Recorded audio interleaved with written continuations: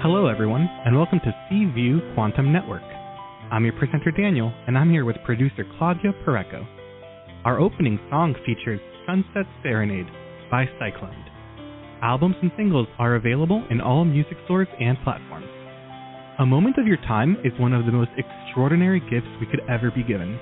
Each week, we create a place for you to rest your heart by providing the platform for peaceable connection to the most gifted lightworkers, intuitives, alternative healers who will surprise you with something different, something outside of what's expected, innovative and unique. Our shows are held on Fridays at 12 p.m. Eastern U.S. time and 9 a.m. Pacific time. At any moment to participate on our shows, please call 805-830-8344 and press 1 to talk with the host. Take My Call. At any moment before or during the show, you can opt for Take My Call and jump the long line of callers. We are now following the pay what you can business model. You pay what you feel our services are worth to you. You can send a payment using paypal.me/PURECO and add the amount that you want. To request a show, please write to Claudia Pareco at cview1111@gmail.com or visit our website, cview1111.net. Now, close your eyes and get in touch with the present, the only reality. Feel your body, feel your breath, and let it drift back to the present moment.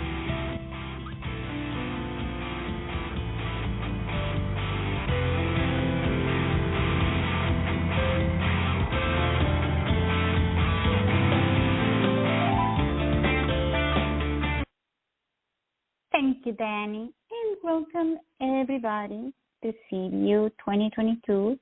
Today we have messages from Metatron, the study group, with the topic Happiness and Original Soul. CVU is very proud to present messages from Metatron. This is a podcast study group with author Devi Nina Bingham. We meet on the third Friday at 12 noon Eastern Time here on CVU, and I hope you will join us every other month on 2023. Now, let's introduce the author of Messages from Metatron, Devi Nina Bingham, but we call her Nina. She's an author, a life coach, and a clinical hypnotherapist, and a sound therapist. Welcome to the show, Nina. I am so happy to have you here. Claudia, and welcome to the study group, everybody. I'm excited to be here. Before the show, we had little problems with our electrical. Anything electric, usually when it goes haywire like this, I know that we have some spiritual advisors around. So today, it seems like the energy is disrupting our electronics. So if you get disconnected by the system, please call back. So today we're studying two messages from the book, Messages from Metatron, which is a book I channeled. And today's messages are happiness and the original souls. So I'd like to address the topic of happiness first, because we all want to be happy. Everybody wants to be happy. Even the most depressed person desires happiness. But how do we get more of it? Not only happiness, but we long for joy, which is supreme happiness, the height of happiness. So with the whole world wanting it, why are there so many unhappy and negative people? Answer these questions. We're going to turn to spiritual teachers for the answer. Because of all people, I was thinking that the wise spiritual leaders of humanity seem to have a grasp on how to be happier. And I've studied with a few gurus or spiritual teachers from the Hindu tradition. And I'd like to share one of my gurus' explanation of how to be a happier person, how to find happiness. And his name was Guru Dev, and he's no longer in his body, but was a very well-respected guru whose ashram was or is in Hawaii. And he said this about happiness, quote, "We often don't get what we want because people will let us down. The self within will never let us down. The timeless self is hard for the mind to conceive, that all-pervasive self coming from God which pervades the entire universe. Your inner light brings thoughts to your awareness, and that's what we have to depend upon, not people." Guru Deva. So he's saying that happiness doesn't come from other people, and it doesn't come from our own mind. He says it comes from this piece of God called the self or the soul. And here's another respected Hindu guru that I've studied by the name of Sri Anandamayi Ma, or people just called her Ma, a female guru. Hindus have female gurus, who was called the blissful mother.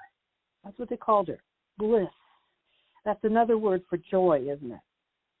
So here's what the blissful mother said, quote, "Joys and sorrows are time-born and cannot last." So she's saying that both happiness and sadness come and go, depending upon our circumstances. And she says, quote, "Therefore, do not be perturbed by these. The greater the difficulties and obstacles, the more intense will be your endeavor to cling to God's feet, and the more will your prayers increase from within. And when the time is right, you will gain mastery over this." That's Anandamayi Ma, is saying that we should not allow the fluctuations of our emotions to steal our peace. And she promises that if we will cling to God's feet and pray, eventually we'll gain mastery over our emotions. So now I'd like to step it up and see what the greatest spiritual teacher said about happiness. In order to show, teachers are going to point out humanity's greatest unhappiness. And can you guess what that is, Claudia? What is humanity's greatest unhappiness? I would say money.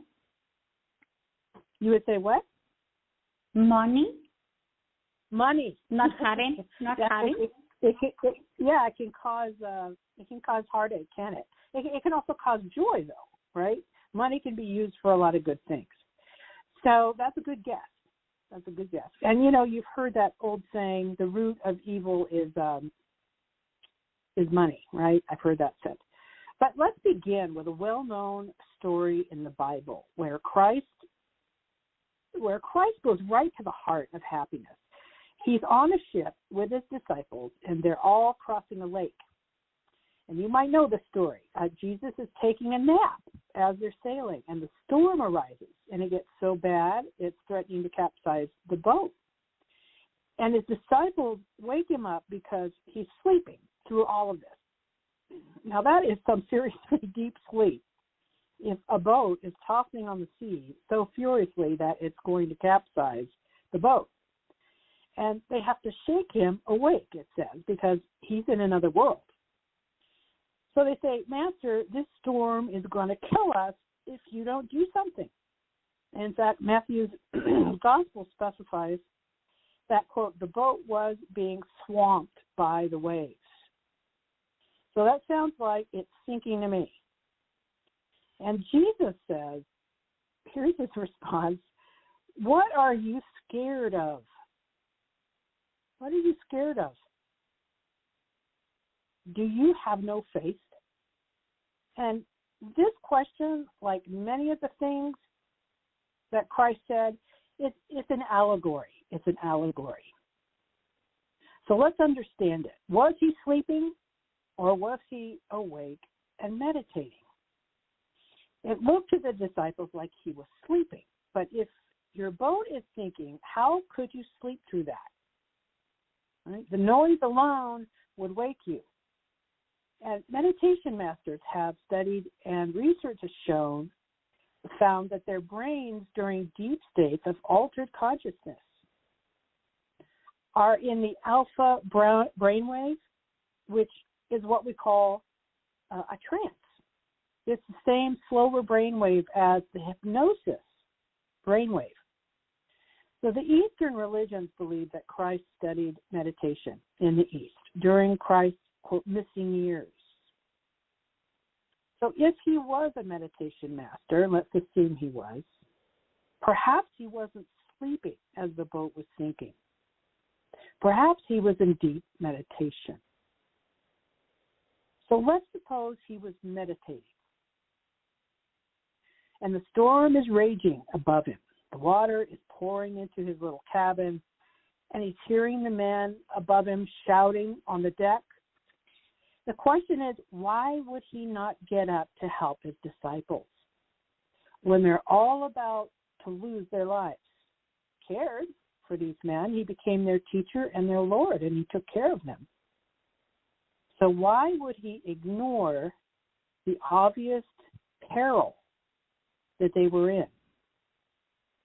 To answer this question, we're going to look at another Christ figure that came before Christ. His name was Lord Krishna of the Hindu religion. But let's jump back to Christ and see how he responds here. And he says to his disciples who are panicking, don't you have faith in me by now? So because these same guys have seen him work miracles with their own eyes.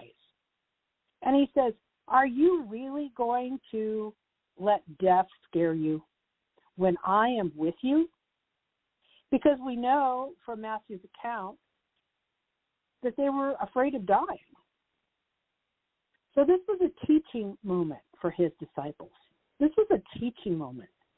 And Christ is saying, look, I'm the master of death, just as I'm the master of life. So why are you afraid of dying? And Claudia, this is the answer to the question I asked. Is the most fearful thing for human beings, right? And so I'm going to turn this to happiness soon, so hang in there. But let's look at another scene from an avatar's life, that of India's Lord Krishna. And Lord Krishna walked the earth thousands of years before Christ's birth. And there's a famous Hindu scripture, it's ancient, called, maybe you've heard of it, the Bhagavad Gita, or the Gita. It's a story of the life of Lord Krishna, who in many ways is comparable to Christ. And the Gita tells the story of a great battle fought, the charioteer, to his friend in this battle, or what we would call his disciple. Okay, and his name, Krishna's friend, was named Arjuna. And Arjuna is an important leader, having to lead his army into battle against an evil ruler that's trying to take over the land. And Arjuna appeals to Krishna for help, much as the disciples appealed to Christ for help during the storm. And I want you to keep the similarities in mind between the two stories. Arjuna says, Krishna, I don't want to fight and kill all these people that I know. This is unnecessary bloodshed. And so he appeals to Krishna because not only does he not want to die by the sword, but he doesn't want to take others' lives. And Arjuna is facing this horrible, fierce battle ahead, and he's trying to find a way to avert the catastrophe of all these lives lost. And interesting here how Krishna responds. You would think that maybe he would comfort Arjuna, but he doesn't. He says, again, I'm paraphrasing, if you allow evil to triumph, it will ruin the morality of this country and ruin the families and create a population explosion because of all the promiscuity that will go on. You must do your duty and fight. And if you run away from the battle, your name will be forever remembered as a coward. And how could you live with that? No, Arjun, you must stand and fight. To which Arjun replies, I'm not going to do it. You can't make me. Again, I'm paraphrasing. And then Krishna speaks to Arjun's main fear, which is, again, death. Same fear that Christ called out in his disciples. And what Krishna says next is so clear and strong. He addresses that same fear of death that Christ called out. And he says, quote, the soul can never be cut into pieces by any weapon, nor can it be burned by fire, nor moistened by water, nor withered by the wind. Death is a journey where a person changes from one body to another body, like we change clothes. So do not be fearful of death, because the soul that resides within will always be the same, untouched. And Krishna explains that for the soul, there's neither birth nor death, and that we grieve for loved ones who have died, but they're really not deserving of our sorrow because they're living. And Krishna is saying wars are inevitable, so you might as well defend the good against the bad. And even killing isn't really killing, he says, because that person's soul will go on in the succession of births and deaths. Okay. So what has this got to do with our happiness? A lot, come to find out. So both Christ and Lord Krishna teach that death is not to be feared. Christ says, don't fear death because I am with you in life. You can trust me and to take care of your problems, the storms that you're faced with. And Krishna is saying, don't be afraid to die, or don't be afraid to go to war if you have to, or even to take a life, because you cannot die. Only the body dies. And you'll discard the body at death and continue on in this journey of the soul. So if both of these teachers and saviors of mankind has instructed us not to fear life and not to fear death, then why do we spend our lives fighting anxiety, depression, low self-esteem, discontentment, frustration? These are the opposites of happiness, aren't they? Yet we find ourselves battling these negative emotions as if a battle were raging inside of us. And these master teachers are saying there's nothing to fear but fear itself, because we're always with you. And in death, you will be liberated and get a new body. So what are you stressing about? That's what they're saying. This is why I adore Lord Krishna and Christ, because they are reminding us that bad things happen on earth and always will. There will always be circumstances in our lives that can cause us to worry, be depressed, be fearful, be angry, be jealous. That's part of life, part of life. Even the worst thing can happen to us, war, and taking other people's lives in the line of duty.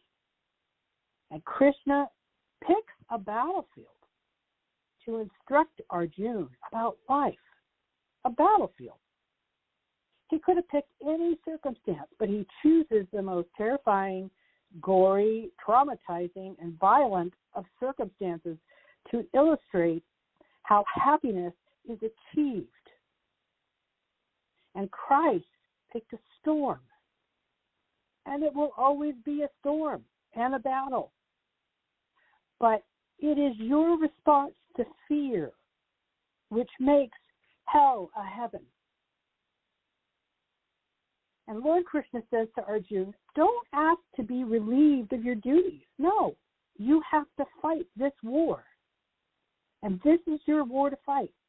And if you run away from what you know needs to be done Who is going to do it, he says. And Krishna says, yes, it's going to be terrible and traumatic, violent. Christ says, yes, it's going to be turbulent, life-threatening, and you're going to feel that the storm is so much bigger than you are. And when it all assails you, do not turn back. Keep going. This is Christ's message about life. This is Krishna's message about life. You were put here to fight this battle. You were put here to weather the storms. And so my definition, Claudia, of what happiness is not getting everything we want, although that's what we wish it was. My definition of happiness, true happiness, a realization that we are all souls and not bodies, and that happiness is a result of a lack of fear, a lack of worry, lack of anxiety. And if you don't have fear, you have what? What's the opposite of fear? I'll ask you, Claudia, again. What's the opposite of fear? Happiness? Peace. Okay, ding, ding, ding, ding, ding. You got it. It's peace. That's what I said too. Claudia gets the prize today. So Thank you. Peaceful is to be content, isn't it? When we're at peace, we're content. And we feel safe, don't we? This is the kind of happiness that the avatars want us to have. Christ said that. He said in John, he said, quote, my peace I give to you, not the same peace that the world gives is my peace. So he said, my happiness is peace. That's different from what the world calls happiness, isn't it? Mm-hmm. To the world, happiness is a party, right? Is a good time. Or perhaps it's materialism. So if we want peace, which is contentment and deep joy that comes from a soul at rest, then we have to go where that peace comes from. Not to the world, but Krishna said it. He said the soul is the only thing in us that is unafraid. So, Claudia, my question to you is, where can we find the kind of peace that these teachers are talking about? Can we find it in things? The world offer that kind of peace and contentment to us? Where have you found deep peace? Inside of me, my own way. Mm-hmm. So tell me more about that. That's interesting to me. Well, it's pretty much when you go to the moment, to your present moment, to my present moment, and I go within myself and in there with my thoughts, and however I find the answers to my questions, and that is my peace. However is it that my formula of life that I have, that's where I find my peace. And so when you say go within, what are you saying actually? What does it mean for someone who doesn't know what you're talking about? What does it mean to go inside? To me, it means quiet. To quiet myself, to get out, to stop focusing out and going within. And it starts by feeling your body, your breath, your thoughts, and then just going in a journey. And every time is different. It's like there is no one path within myself. It goes different ways. But it's just allowing that time with myself, my thoughts, my world. Okay, and when you say yourself, what do you say? What is the self? What is myself? Yeah, what is the self? You said you're going to go to be with yourself. What is the self? Well, I would say that's when we're talking about the soul, my soul, that which moves me, that which is greater than my body and everything that is. But I just don't know a good definition of how I would describe myself, but it is. Mm-hmm. It's enormous. It's more than my thoughts. It's more than any word can describe. Mm-hmm. And yet it's very familiar. I know it. I find it very comforting, and it's very weird when I feel of myself, because it seems like it's separate from the person, but it's the same at the same time. It conforms everything. Okay, so it sounds to me like what you're saying is that you've come to realize that Claudia is more than the body, that Claudia Correct. is more than the brain, okay, that there's something else going on here that yeah. is the true you.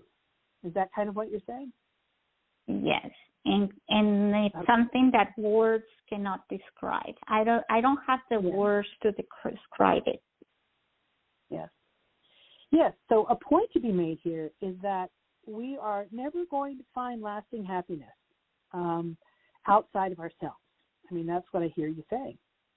And I know that's not what listeners probably wanted to hear, but the truth is often not what we wanted to hear, right? So temporary things and even people can't buy lasting happiness. Kind of peace comes from within, and pleasure is fleeting, right? That's what Ma was saying. She said it comes and goes, right? We're happy one minute, we're sad the next, and so we can't put our faith in that, right? Because if we do, we're just going to be disappointed because it's going to go away from us. And about having stuff, it's fun to have stuff, but the more stuff we have, the more stuff we want. Have you ever noticed that? Right? To keep us happy, caught in a cycle of materiality. And so that can't bring us lasting happiness. So it seems to me that what Metatron is saying about happiness in this book, and I've illustrated it through what the avatars have said about happiness, is that happiness is not pleasure.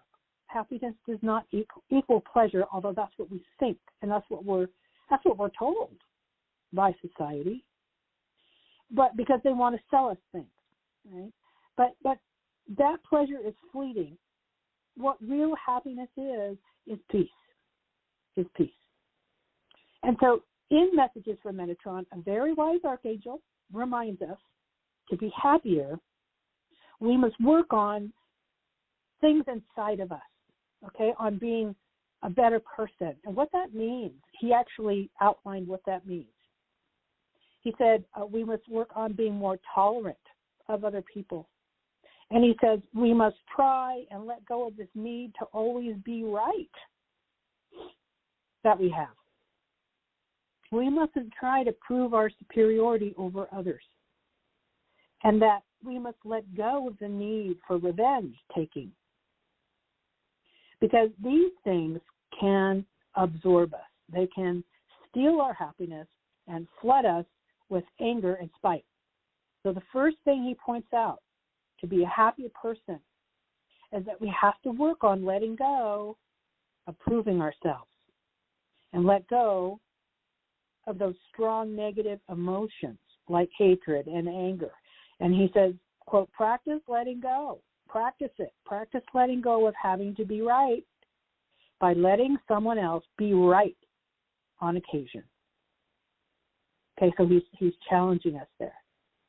And then he goes on to say, in order to have happiness and healthier relationships, we must work on being better listeners and try not to tell other people that their feelings are wrong. I know this as a therapist. I told this to many people. Your feelings are neither right nor wrong. Feelings just are. Okay? We can't control the feelings that we have. So they're not wrong. They just are. So try not to judge other people's feelings. Just be a good listener, a better listener. And then he goes on to discuss something that I would call false beliefs. I want to just touch on this for a minute. So being a counselor, this is a subject that came up a lot in sessions. False beliefs are conscious and unconscious beliefs that you have about yourself and the world. And he says, quote, as false beliefs pile up, you'll feel the weight of them and feel sluggish, unmotivated, even depressed. I say false beliefs because those negative beliefs are not the truth about you, are they? You have convinced yourself that you are not good enough or not capable of a healthy relationship. And all these false ideas and mistakes of the mind are of the past. So be quick to put away outdated, condemning thoughts about yourself. And feel your emotions and then release them, he says. So he's saying it's not bad to have negative emotions. We all have them. But when they've taken over, that's time to switch gears. And so I'd like to add one more ingredient for increasing our happiness, and it comes from psychological studies that say that people who are what's called congruent, have you heard that word? People who are congruent are happier people. In fact, much happier. So congruency means that what you say as what you do. And there's a term every psychology student knows called cognitive dissonance. Cognitive dissonance. And it means what you think you are doesn't match up with your actions. And I bring this up because you cannot experience peace if you are cognitively dissonant. And when our beliefs don't line up with our actions, we are cognitively dissonant. We are out of tune. Dissonance is being out of tune with ourselves, tune with our values, out of integrity. And we are then living in pretense, a pretentious state, which is gameplay, which is a very dysfunctional way to live. It's a very low level of living. So it's helpful when you are experiencing unhappiness to ask yourself, am I congruent in my life? Do my beliefs and my values align with my behavior and choices? And when we're congruent, we will experience peace. And we've all experienced this. I mean, we've all had the experience of being out of alignment with our values. It happens a lot. I'll give you an example from my life. So there was a circumstance recently, a time recently, when I was feeling uneasy about dating someone that I had just started dating, because I didn't want to hurt this person, but I didn't feel that it was the correct match. And so I continued to ignore those warning signs, right? They call them the red flags that I was seeing. But I got to a point where I was so unhappy that I couldn't ignore the problems anymore. And that dissonance inside of me, keeping a relationship going when you know it's not the right thing for you, it causes feelings of worry, discomfort, feeling trapped, because how I was acting was not what I was feeling on the inside. And so once I told the person that I couldn't date them, I felt instantly relieved of that inner turmoil, that inner friction. So, Claudia, I know I'm putting you on the spot, but do you want to discuss the phenomenon of people being incongruent, or maybe a time in your life that you were experiencing incongruity, and then a resulting lack of peace due to, saying one thing but doing another? Yeah, there are so many that I can think. Let me think of one specific thing. Usually, I would agree with you. Usually, it would be related with something or someone else, where in your parameters, for example, in my parameters, there is a way to behave between a couple that, for me, that means there's a respectful relationship. So we had these couple friends, where those parameters were out of hack for the couple, in my opinion, because that's very personal, right? So this is, in my opinion, someone that loves another do not do certain things or certain actions. You do not talk to that person in such a way. And I just even I love her a lot, so we would gather with this couple because I really like her.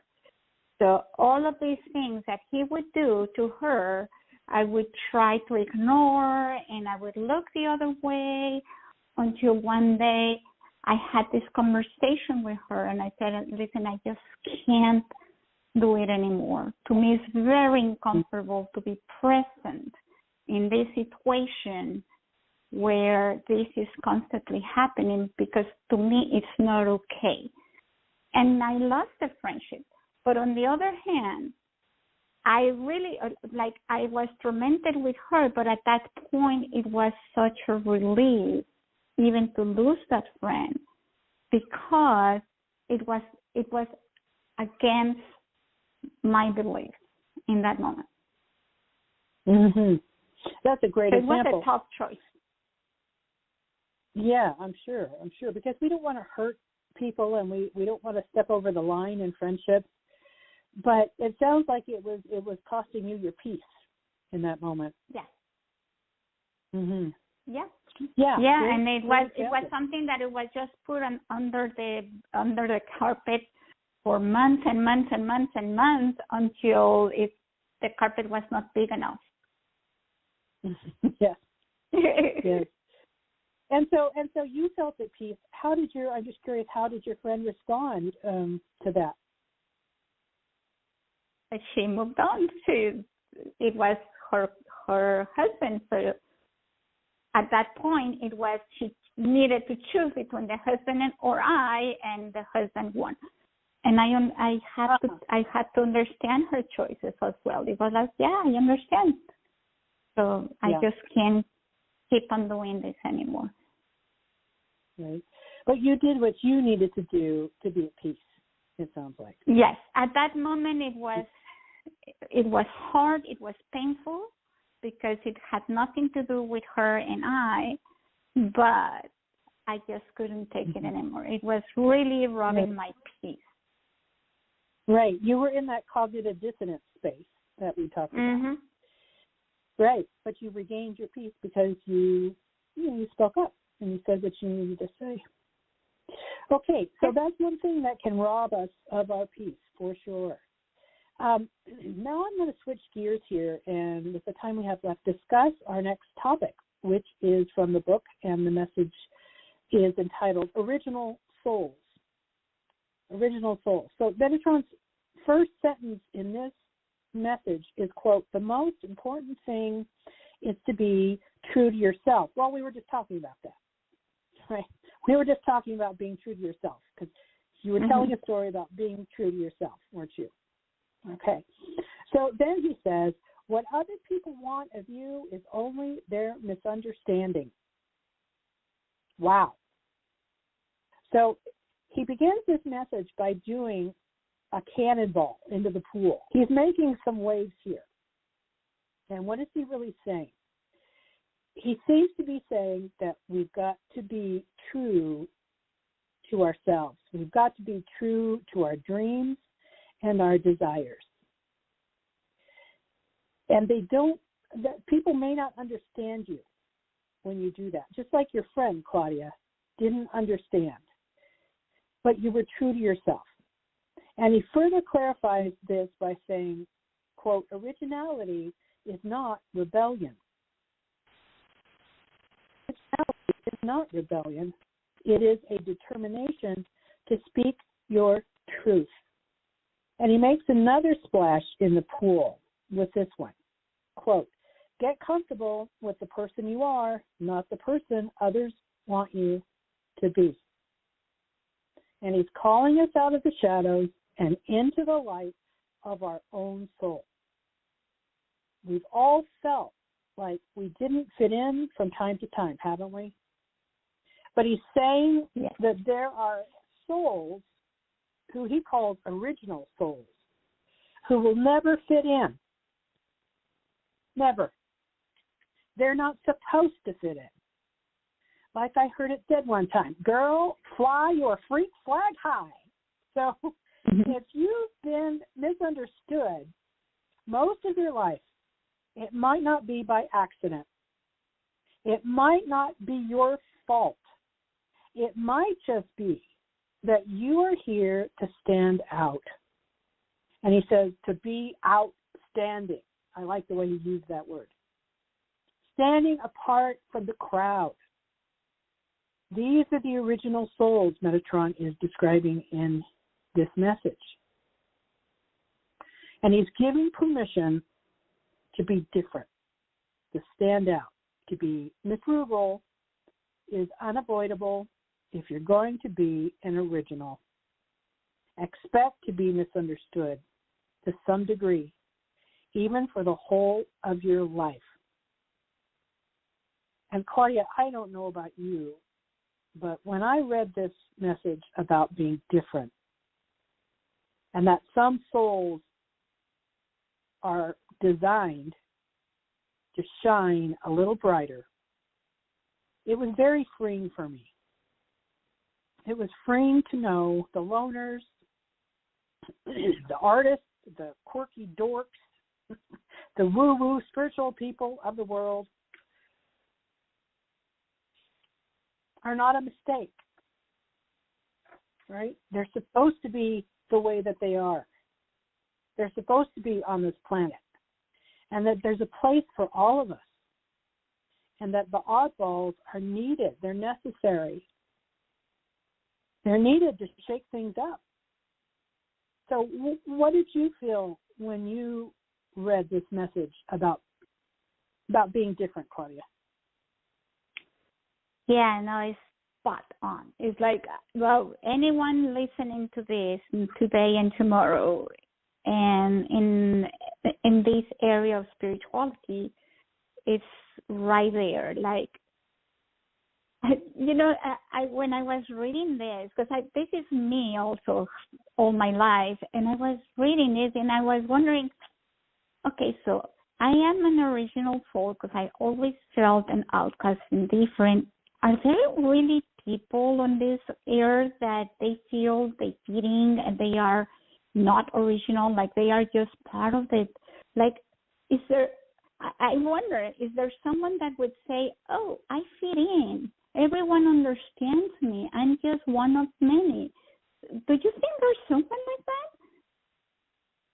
That's a great question. I'd like to answer that question. And I'll answer it from the perspective of being a psychotherapist, of being a counselor. Because when I was counseling, the number one statement that I heard from the thousands of people that came into my office with their problems was that very thing, is that I don't feel like I fit in. I don't feel like I fit in with my family. I don't fit in with my group of friends. I don't fit in sometimes with my partner doesn't understand me. I don't feel understood. Yeah. And some people would say, and I don't feel important, you know. And so that's a thing that is a very, very common complaint among human beings. We do not feel understood. And that can make us feel sort of on the outside of things, you know, sort of strange and weird. So I don't know that I've ever talked to a person that could tell me that they felt that they were in the in-group, Yeah, and that him. they weren't strange somehow. Yeah. Yes, I don't know. I don't know if I ever met someone like that they would just be completely in the inner circle. I don't know. I'm always in out, so I don't know who is in there and what does it feel to be in. Yeah, and I don't know because I've never met them. In all the thousands of people that I've coached. So I don't know that there is a person on the planet who doesn't feel in some way like they're a bit of an oddball. But Metatron is saying, look, if that's how you feel, he's saying the oddballs are needed.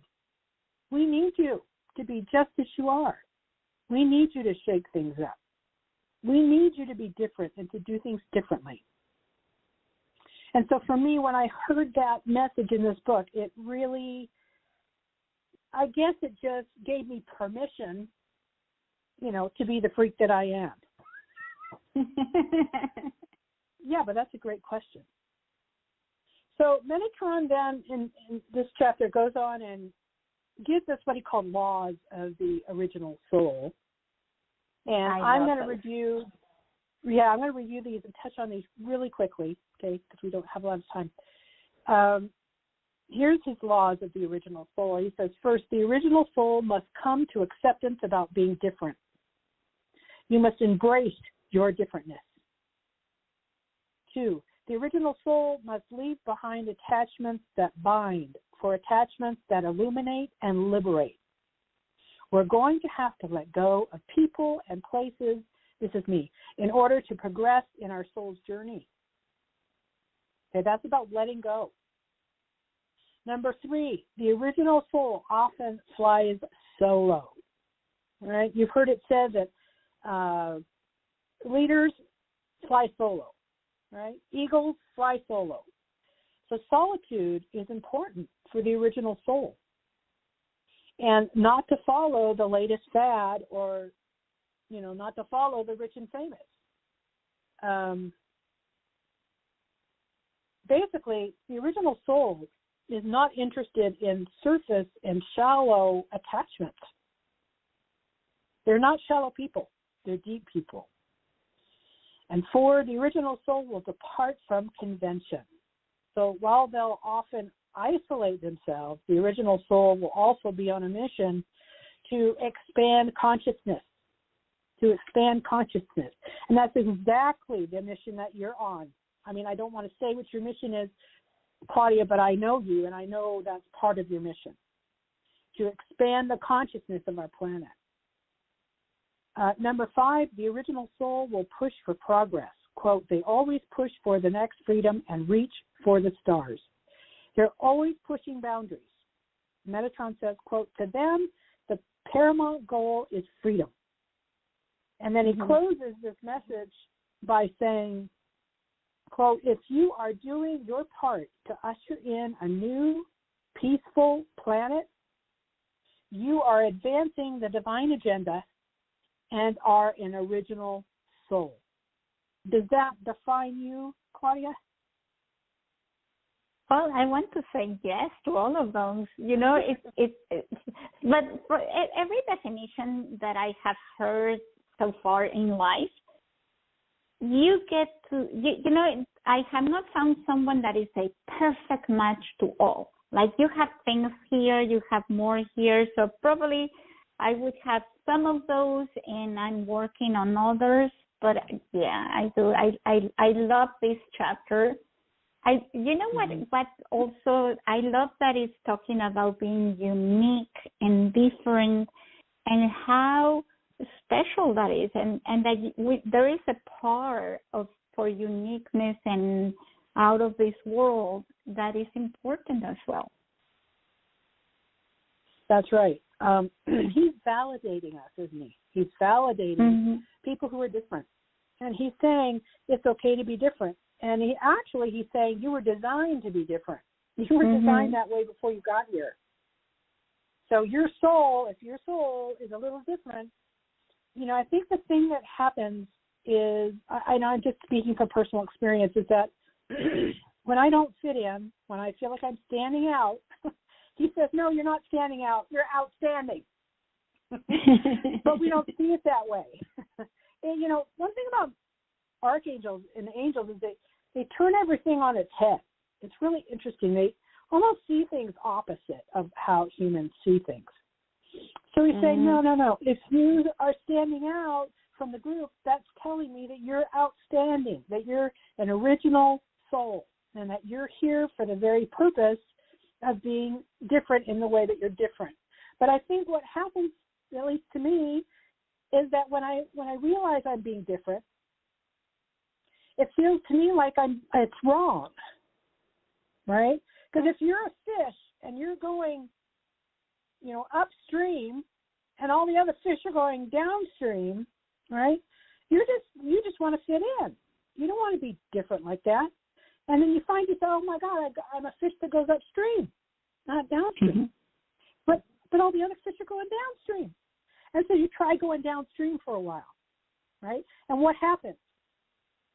You wind up cognitively dissonant. You wind up cognitively dissonant without peace, don't you? So I think the moral of the story is that we're not wrong for being who we are. That, like the first law says, the original soul must come to acceptance about being different. You must embrace differentness. Yeah, and and that set us a perfect point for our next lesson in January, where we are talking just more about being different and that we are not our bodies. So all of this they are connected. So once you understand you are an original soul, which is pretty much to be outstanding, think about all of the outstanding positions that you have been created to be, that to break all the rules and that box mentality that we have as humans, as what is correct and what is incorrect. So all of the outstanding people there are here for that reason, to open ourselves, to get bigger, to have a bigger view of humanity, of our souls. Mm-hmm. That leads to self-love, to loving ourselves just as we are, with our warts and everything. If we're different and we don't fit in, we're odd, we're outstanding, then he's saying, love yourself, because you were born this way. That's what Lady Gaga says, right? She says, you're born this way. And that's what he's saying. He's saying your soul was made this way. So don't reject it. Don't try to be like everybody else. Be yourself and accept yourself for being different. And once I think you accept your differentness, I'm gay, and once I accepted my differentness, it took a long time. It took a long time. It took a lot of wrestling for me to come out. I was 33 before I came out. Now kids are coming out, in junior high. Amazing to me. Because it's just such a different world today, in that respect. And I'm just so glad for them. In that question, in that matter, you yourself, you came out 33, you were 33. But the world today is very different from when you came out. I'm sure that even your self-concept about what gay means has changed tremendously from what you first thought to what it is today. Like, it's changing. I just can't even grasp to that, like how much it has changed from us growing up to what it is today. It's a different concept. Absolutely. Oh, absolutely. And I'm so glad it's changed, because when I came out, it was a shameful thing. I mean, that's how society, most, I should say, of society looked at it, that it should be, a hidden, that you should hide that kind of. So, I'm 58, and so, I came out before gay was even a word. I mean, back when I was a kid, gay meant happy. We're back to talking about happy. That's what it meant. Yeah. And I would challenge you to say, I think it still means happy. So, this is a totally different era, and I'm so glad that it is. And in fact, since we're talking about being gay, I want to invite the listeners to join us on our next show, because we're going to be talking about transgender people and same-sex people. We're going to talk thoroughly about that subject, and we're going to also see what a archangel has to say about it.